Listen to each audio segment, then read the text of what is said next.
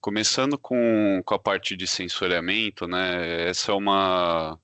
São itens que a gente acaba adicionando ali na operação do porto que são primordiais para a gente operar com calado dinâmico, né?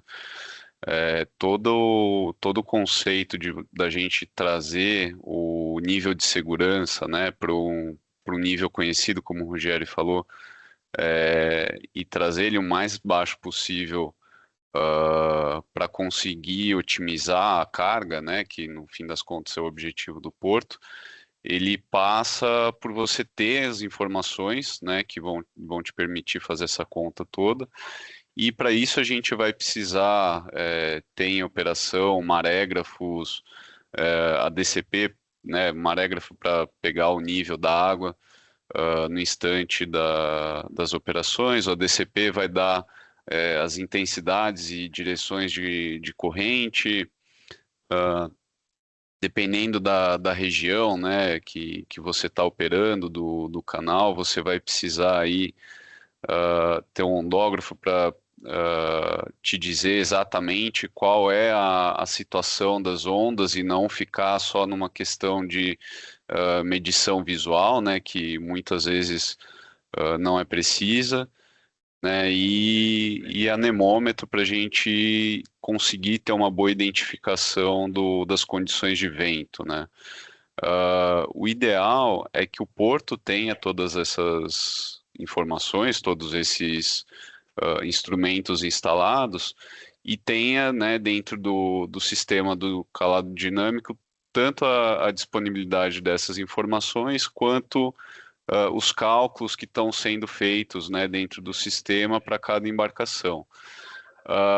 Você falou da questão do agendamento, né, das manobras, e isso também é muito importante, que você não tenha só os instrumentos instalados confirmando, né, o que a gente tem de condições ambientais na hora da manobra, mas que também você consiga ter uma previsão do futuro, né, e aí quanto maior essa precisão, melhor, quanto maior a previsão, o período de previsão, maior é o insight que você consegue ter, né, na fila que você vai ter ali no porto.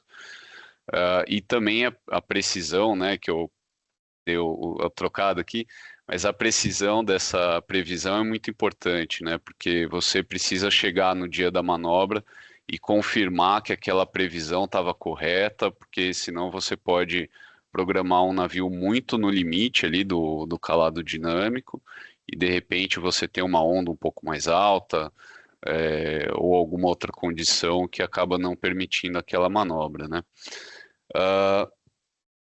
Então, falando um pouco sobre como a gente define, né, as contas que estão ali por trás do calado dinâmico, né, uma questão que você falou muito importante é a confusão que a gente ainda vê algumas pessoas fazendo entre profundidade e calado, né?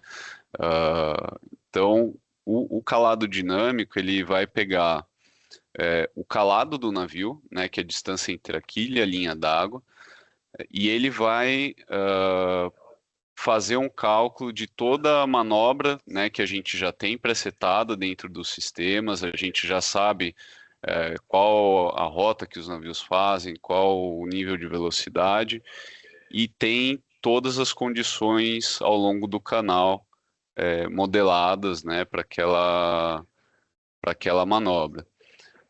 Com isso, a gente passa a avaliar, né, qual que é o nível de maré, né, qual que é o nível do espelho d'água, quais são as intensidades de corrente versus a velocidade do navio para calcular o squat.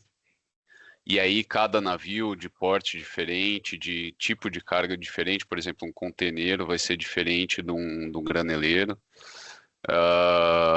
Então, o squat entra também em condição de vento, né?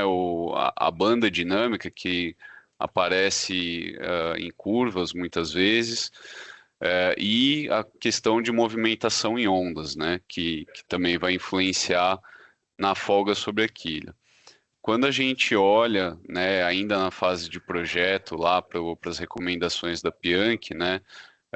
A gente chega a partir do calado do navio e de toda essa série de movimentos que o navio tem na profundidade que a gente precisa do canal. E basicamente é essa conta, né, de uma forma simplista aqui, que o calado dinâmico está fazendo, que o sistema de calado dinâmico está fazendo. Ele está pegando cada navio que você vai operar como navio tipo, pegando aquelas condições ambientais que atuam em cada região do canal e aplicando esses fatores, né, tanto relativos ao navio quanto relativos ao ambiente, para a gente conseguir saber qual é a profundidade que você vai precisar para aquele navio, né? Ou ao contrário também, né? Dada a profundidade que você tem, qual o calado máximo que você consegue operar naquela região. Para aquele navio. Para aquele navio. É sempre o par, né? Essa tríade. Eu tenho um determinado canal que eu posso operar, eu tenho um determinado navio, né, que está com aquele calado específico, que tem o porte dele, né? E eu tenho as condições ambientais que vão estar atuando ali na hora da manobra.